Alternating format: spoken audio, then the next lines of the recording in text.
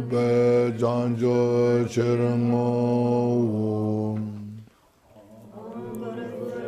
Dagin rana mandala barde da sowa Namje sambada loye jeda jeda Chejon de mo de bayin Cheje kolo kodo so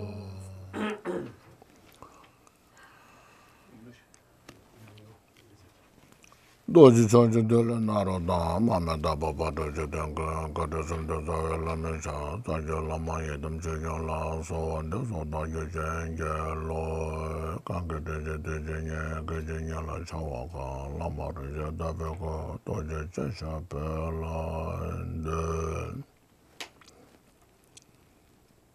Ganda jojo dangan jadana desha lamar jirwa kansa da dada dambe shanje chara bebe samba dabra tamjen deshe she Taso simjan tamja lo cho sondra wa jinja labdo so jalam dondo wa jinja labdo so lam chuba sa wa jinja labdo so chuba isha so cha wa jinja labdo so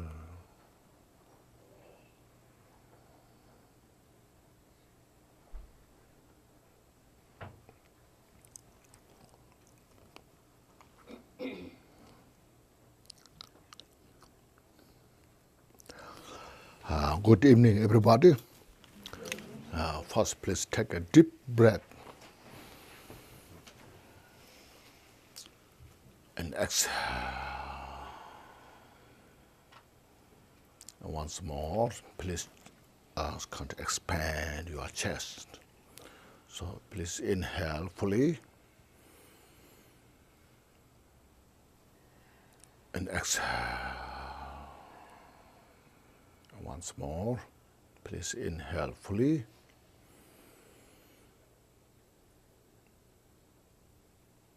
and exhale.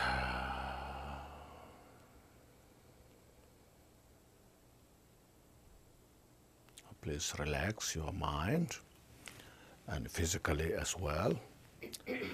Just be here in this place. And we appreciate that we got a little time to reflect in the Buddha's teaching. Buddha's teaching is nothing but wisdom and compassion. That's the core essence of the teaching, And we all need that, regardless who we are. We need wisdom not to make mistakes. We need compassion to relax, to have peace within us. That's always it's not a philosophy, it's not a belief system, it's not a culture, it's the requirement that we all need that. We just need to reflect on this. We need to just deepen in this understanding and the practice. There's nothing more to know just about that. All the sentient beings says, desire peace and happiness right from the beginning when the world started. All the sentient beings desire to free from suffering. That will continue no matter how things change. That's our kind of reality nature. As soon as when there's a little peace, happiness in the mind, you feel fresh, you feel good. As soon as when your mind is agitated, you don't feel good. See, that's the reality. That's the Buddha's message. That's the Buddhism you can call. See, As you see, when you reflect on the Buddha's life, the Buddha came on this planet over 2,600 years, imagine within this, how much things changed. The culture, the belief system, the way of life. See, how much changed. Especially when the science and technologies innovated, started. So much things change. The medias, now you see the news, you can reach so fast, within a minute. If something happens another continent, it just arrives here within that second. Now you cannot hide. Everywhere now we share the same thing. Everyone is looking for something, a better place, better lifestyle. But you see, the world's focus is mostly about the material outside. How much you make more money is the better life. See, everywhere the emphasis is that. The economy, the gross product, isn't it? See, everywhere, look at every country. United States, European countries, Asian countries, China, Japan, look at all those, you see. So the outside. So now our focus is so much on outside, but very little inside. We don't know how inside is important. We don't pay very little attention on that.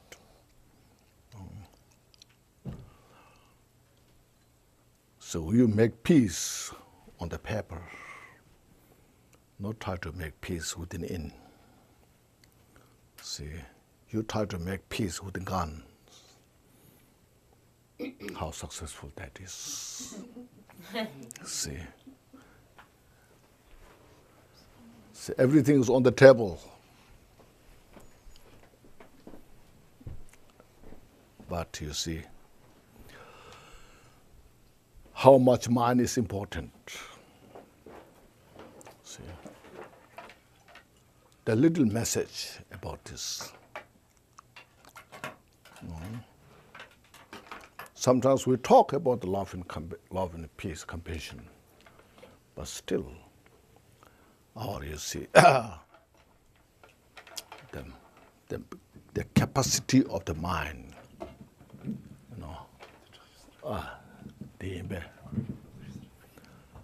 Can you hear now? Better? Oh, yeah. See? I'm telling you, See? It's okay? Yeah. Much better. Thank you so much. On behalf of all our Sangha, thank you so much.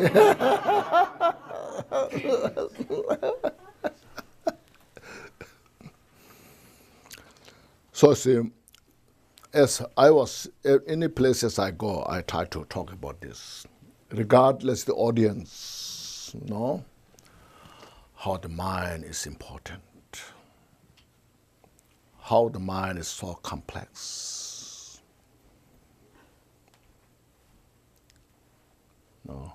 Very complicated within yourself. How much you struggle with your mind within you. This is right, this is not right, but mind goes to that which is not right. Just drag you to that direction without much your choice. Then you end up all this confusion makes your life miserable, isn't it?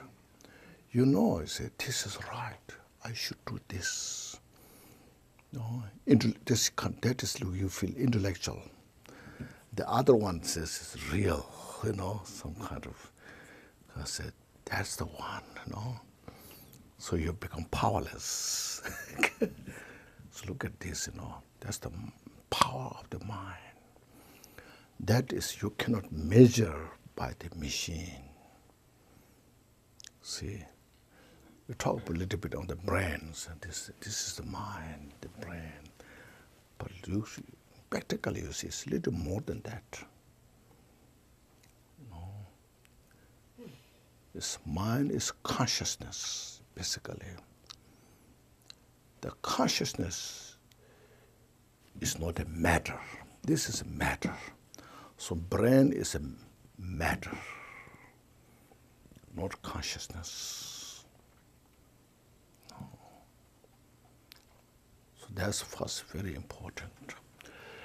Because you say the historical Buddha, first he was not Buddha, His name was called what? He was called, not Gautama. Oh yeah, maybe called Gautama, but there's his personal name, Siddhartha. His personal name was Siddhartha at that time. He wasn't called Buddha. So Siddhartha was born in a small kingdom in the northern India. Nowadays they call it Nepal. If you say Buddha was born in India, then all the Nepalis are not happy, So Buddha was born in Nepal, not India. If you say Buddha was born in India, they will kill you.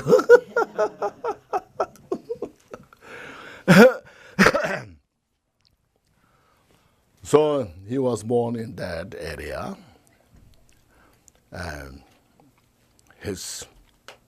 such a, even though it's maybe small, but a very powerful king. His father was a very successful man. So the father gave him the best opportunity, education, both mentally, physically, all this. He grown up in such an environment. So he was offered anything that what he desired for. But at the same time, he was very conscious. He was not just indulge with the luxury,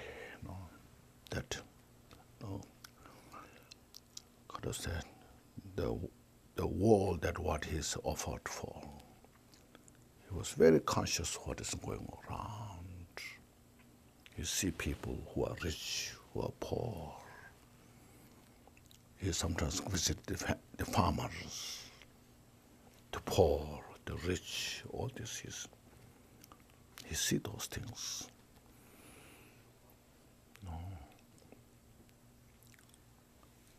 So then you see,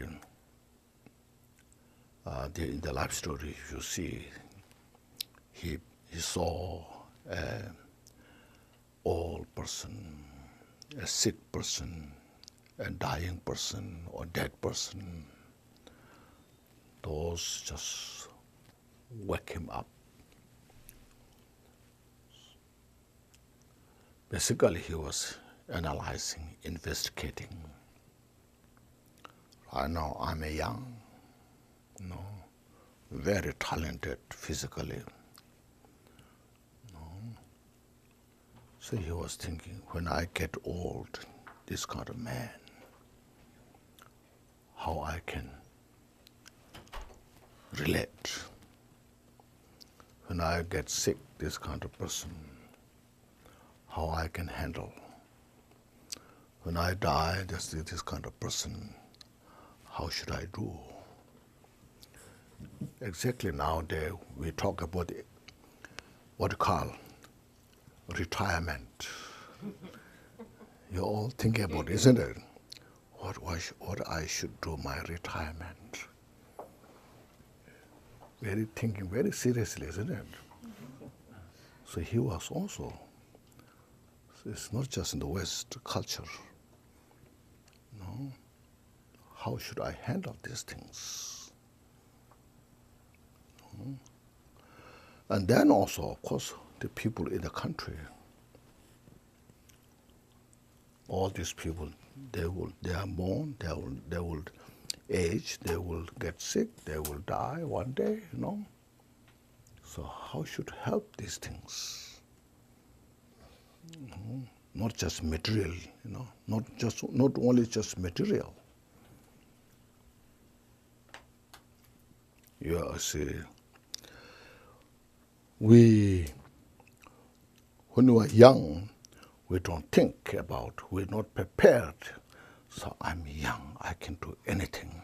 We never think of that I will get old. We never think about I will get sick. And then we very little think about the death. We know we'll die, but we're not prepared. We try to live for 1,000 years.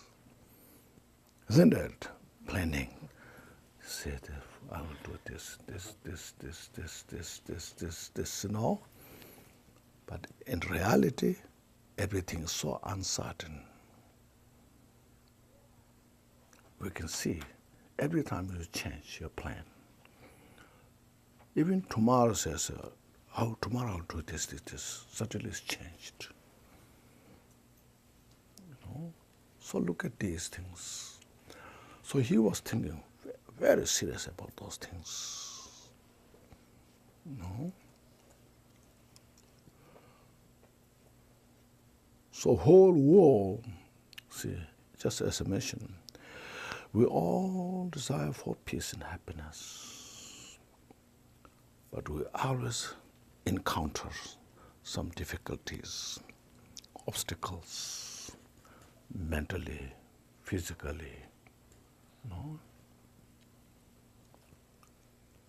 We all desire to free from suffering, that kind of. But we are chasing the suffering. We are making suffering by ourselves. No? So why we are doing these things? No? Like for example, using the drugs, you know. People know at the end it's not good. You may enjoy at the time when you use it, but at the end, not good. That's why a whole nation is nothing to the spiritual, nothing to the culture, but it's not good for you. There's a whole country, everywhere, and they don't appreciate how to prevent that. But we just chase, we hide, and we just go after that. Even you risk your life, you go there, isn't it? Why? Just the example, you know. I'm saying just, you know, because there's just something. Something is behind there. Look at in your mind.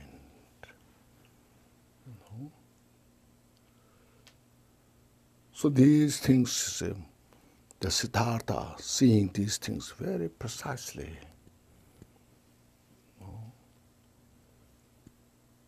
See, at the time, there was enough religion in India. There are so many scholars, meditators, but not getting enough information. So he was looking for, you see, practical solution. No, not philosophical, what you believe. No, this is my belief. That doesn't do anything about the practical solution, you know. That's why he renounced the kingdom. It's great sacrifice, isn't it? People fight for the kingdom. They risk their life. Say, this is my, I have the privilege to have this. But he renounced that for good reason. So to show the world, first he has such a luxurious life. All things that he needed is there. But then after he left the kingdom, as you know, even no food, no shelter, skeleton. Yes, you see some pictures, statues. There's one very nice statue in Pakistan, in the museum, with a skeleton during the 6 years hardship. Even he had that, but that was not the solution. No, it's not solution from the suffering. So he tried both to show the followers, to himself as well. Finally, the mind, as I mentioned, the mind is very complex. Such a complex subject. So he went to meditation. He could stay in meditation for days, but still haven't got the solution. No. Just meditating itself is not enough. No. So at the end, he got the full conviction. So I need to realize the total nature of the mind. No, just meditation is not enough. So then, see, in Bodh Gaya, he went there. Through this full conviction, determination, courage, has the full courage,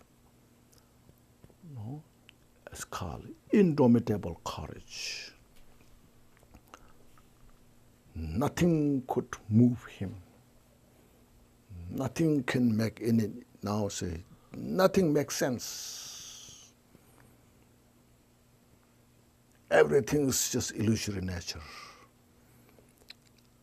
So through that conviction, as mentioned, courage, determination, I will sit under this tree. I will stay here until I achieve this, until I get the answer. Even my body disintegrates.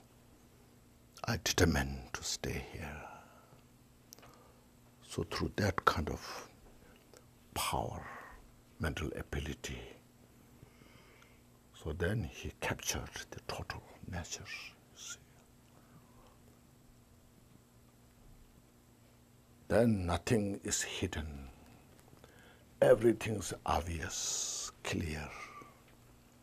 So see, if you want to get the final answer, we have to sit and practice ourselves. Questions and answers, for some extent, we need. But that alone is not sufficient. You have to practice ourselves. So he declared, I found such an unafflicted ambrosia, which is very profound, total peace, free from all elaborations, which is a luminosity and uncompounded, means as it is.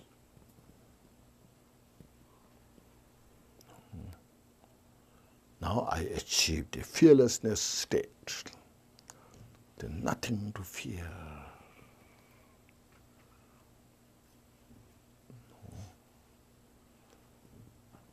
So to realize that, then he started, you see, the Four Noble Truths, you see.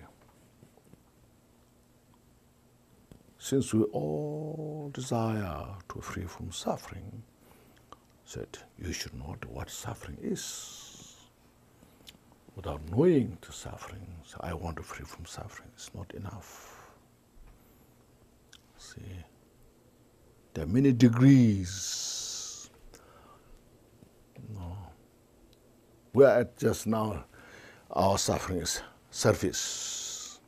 At the surface, when you see it, say, oh, the suffering, you know, oh, I feel pain. But we don't know underneath.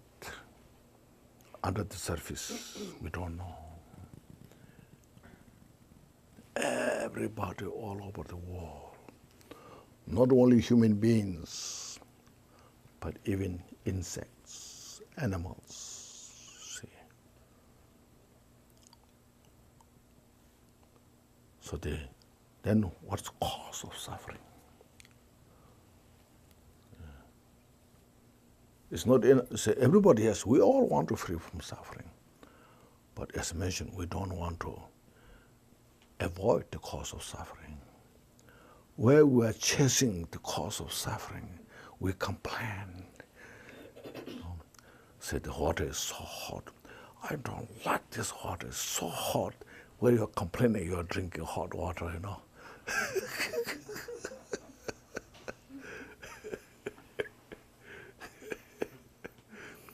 Make sense? Mm-hmm. See?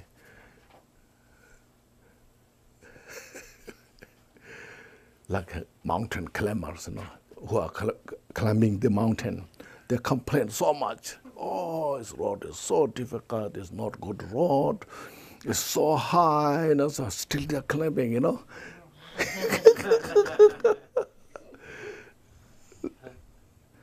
Mount Everest, you know, people die there, you know. But they want to go while they're complaining, you know. Or less skiing in the snow, you know. See, skiing in the water, ocean. You know. They're complaining, but that's still they do, you know. See.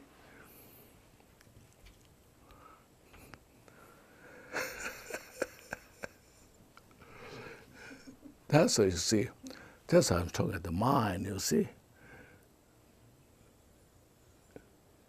You know there's a risk, you know, but you risk because you enjoy the risk, you know. So like this, see like these things, you see. That's samsara. So that's what Buddha said. No, we should know the suffering and avoid the cause of suffering. No. Then, see, you can achieve the cessation of suffering, the nirvana. No. What's the path to the cessation? So this is the path you take for the cessation. No. So that's how, see. So the mind is such a complex subject that Buddha fully revealed. Mind is like the space, no? Infinite. It's such an abstract subject. It's abstract, you know, very abstract subject.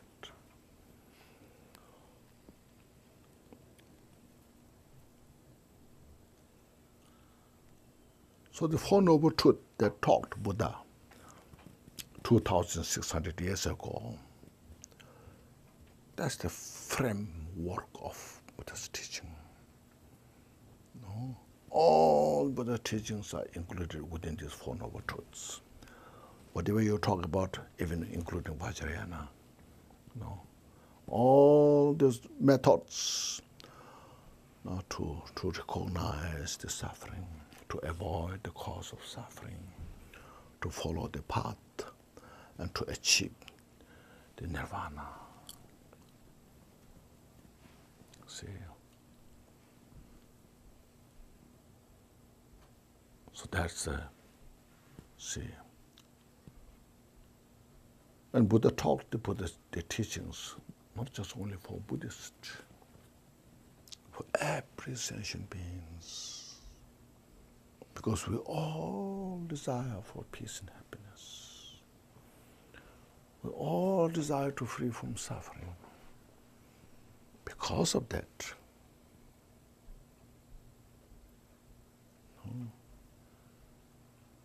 Buddha is not being a bias, saying these are my followers. No, I should treat them better than others. No, Buddha is free from the boundary.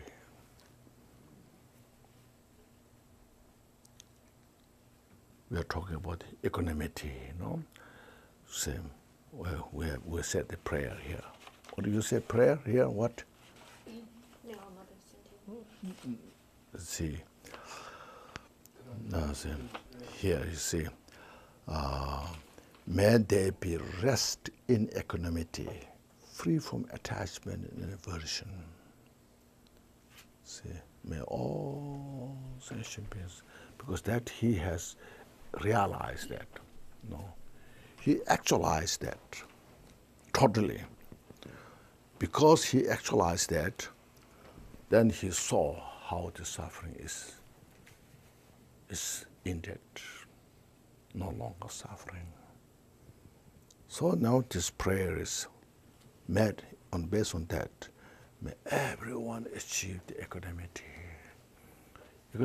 Equanimity doesn't mean feeling of indifference, no attachment, no aversion.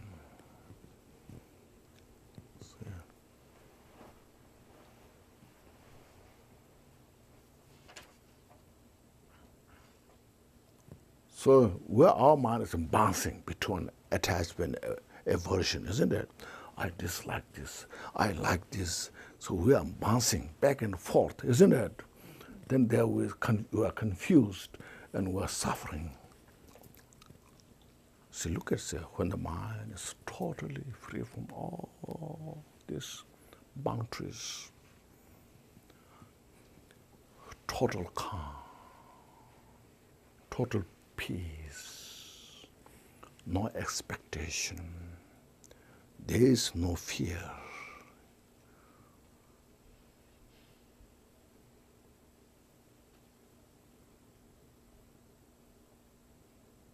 We have fear because we have this aversion and attachment.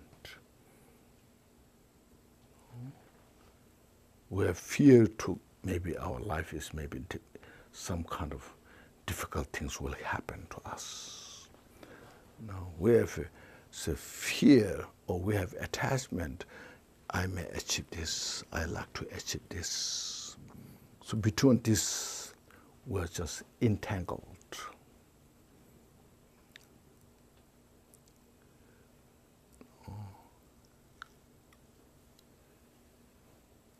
That's what. So first we should understand that. See, Buddhism is the two things important: understand well, and then practice. Those two things. If you don't practice, you don't get what you want. In order to practice, we should know what to be practiced. So it's educational religion, I should say. You investigate, that's why it says investigate, thoroughly understand. But that is first step. If you don't practice, it's not enough. You have a lot of theories, but no practical applications. So this is say, oh, I know, but I'm suffering,